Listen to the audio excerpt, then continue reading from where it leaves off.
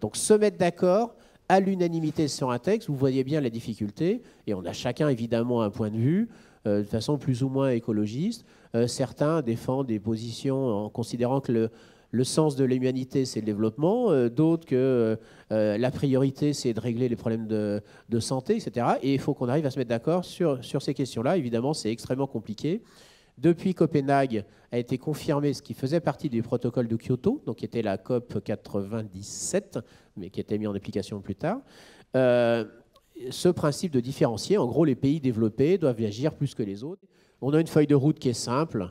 Pour une fois, on est d'accord. Alors, on peut critiquer le GIEC, mais heureusement, il est de moins en moins critiqué. Ce qu'il faut surtout considérer, c'est que le GIEC est un lieu de compromis. Et quand le GIEC dit 2 degrés maximum, c'est pas pour provoquer, c'est pas le scénario catastrophe, au contraire, c'est un scénario validé par les gouvernements, parce que il y a différents rapports du GIEC, le dernier est validé par les gouvernements, donc c'est un espace de compromis, et surtout, ne considérez pas que 2 degrés, etc. Non, 2 degrés, c'est vraiment la limite d'acceptabilité du développement d'une société mondiale, et sachant que la société mondiale va passer au moins à 9 milliards en 2050, peut-être à 10, avec un rajeunissement. Aujourd'hui, 2 milliards de personnes n'étaient pas nées au XXIe siècle. Il y a 2 milliards.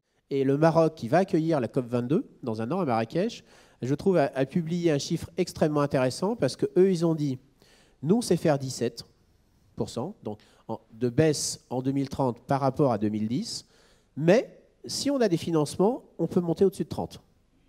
Donc ça, c'est très pédagogique. Ils ont réfléchi d'une autre façon et ça illustre bien ce qu'est l'intérêt du Fonds vert. Donc ça, c'est les contributions nationales. Donc vous avez bien compris qu'à la fin de l'année, c'est accord de Paris plus contribution nationale égale 2 degrés ou pas. Le troisième volet, c'est celui du financement, qui rejoint aussi les questions de développement durable. Il y a une conférence des Nations Unies très importante qui a eu lieu cet été à Addis Abeba sur les questions.